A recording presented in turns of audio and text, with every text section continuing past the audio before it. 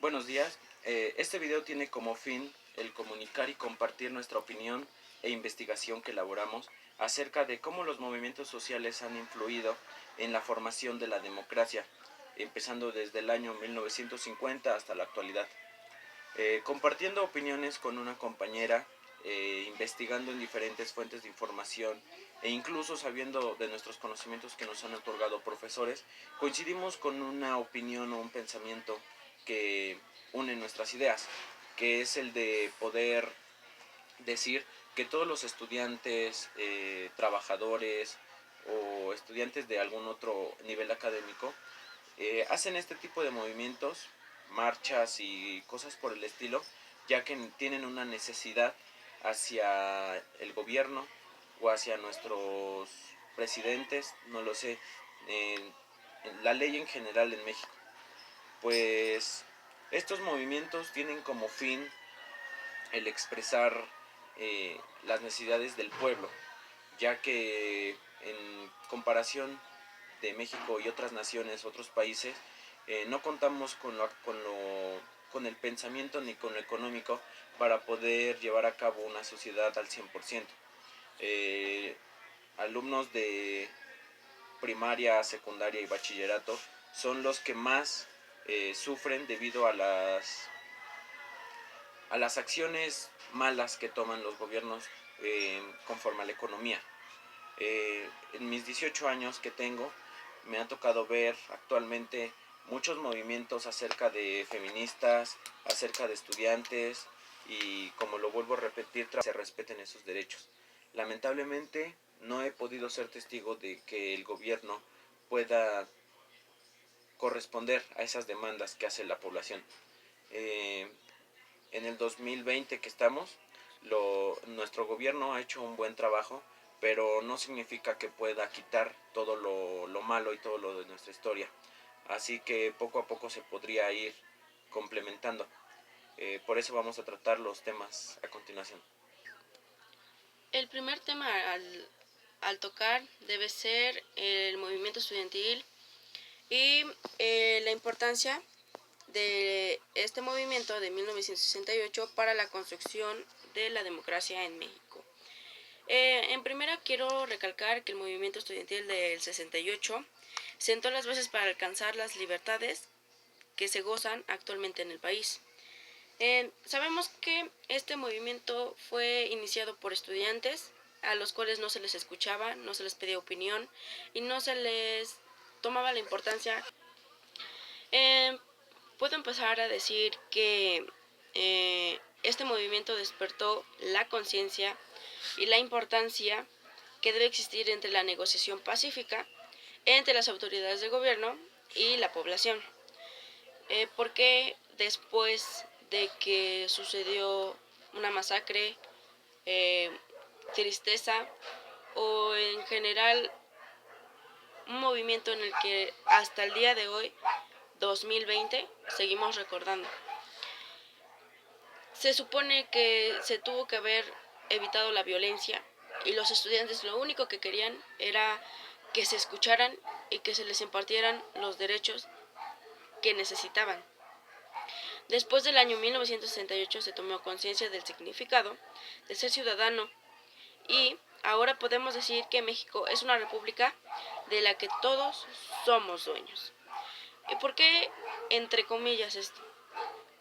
Porque no es cierto que totalmente somos dueños.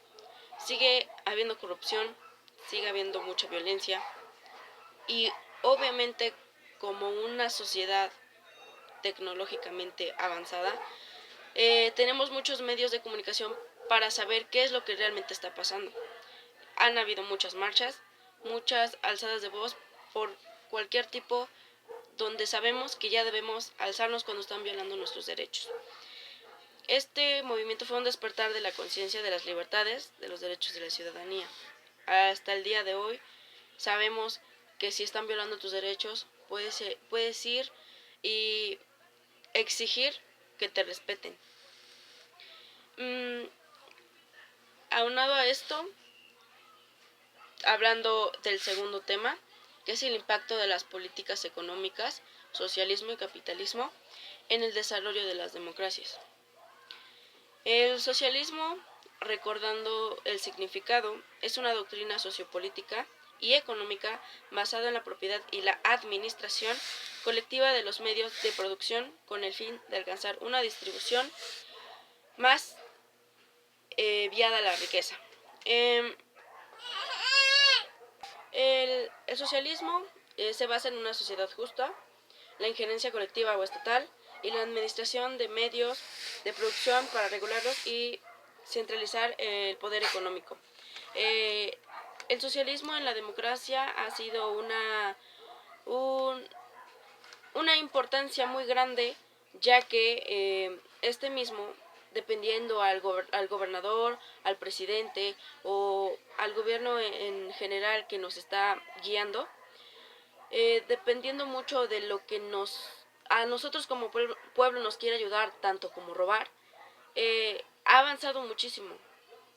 Durante la historia que hemos pasado e estudiado, sabemos que la corrupción ha estado al borde de todo. Y hasta el día de hoy, aunque las personas, oficiales, presidentes han dicho que quieren terminar con esto, es imposible, porque desde un policía tránsito hasta el presidente existe la corrupción y tratados por debajo de la mesa. ¿Ya?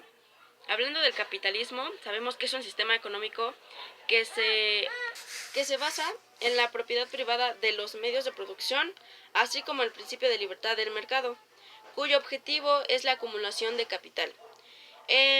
Sus bases del capitalismo es el sistema basado en la titularidad de los medios de producción y los recursos. Propone la libertad del mercado como principio básico. Esto influye mucho en la democracia, ya que el capitalismo es más a lo que el pueblo opina sobre el dinero que se está manejando, tanto como un trabajador en una empresa, sabiendo que entre más trabajes tú, el dinero que vas acumulando lo tienes para ti mismo.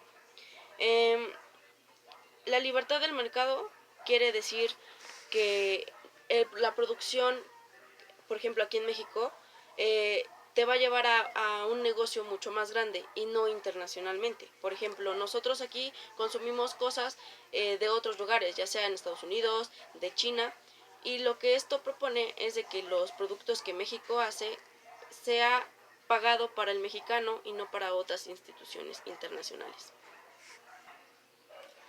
Pues siguiendo con la desintegración de la URSS, Unión Soviética, pues bueno, esta desintegración fue de las estructuras políticas federales y el gobierno central de la Unión de las repúblicas socialistas soviéticas. Finalizó con la propia Unión. ¿Esto qué quiere decir? Bueno, todas esas repúblicas que tenían un derecho, ese derecho se le dice derecho de separación, lo ejercieron el 8 de diciembre de 1991 para poder desintegrar esta unión que tenían, ya que los presidentes de la RSFC firmaron ese acuerdo para que esta unión se disolviera con los mismos participantes que habían tomado en cuenta para la unión. Uno de los últimos puntos que podríamos tratar acerca de este tema, que es muy extenso, es el neoliberalismo y la globalización en las democracias del mundo. Primero vamos a definir neoliberalismo. El neoliberalismo es una teoría económica que retoma la doctrina del liberalismo clásico y la replantea dentro del esquema capitalista actual bajo principios más radicales. ¿Esto qué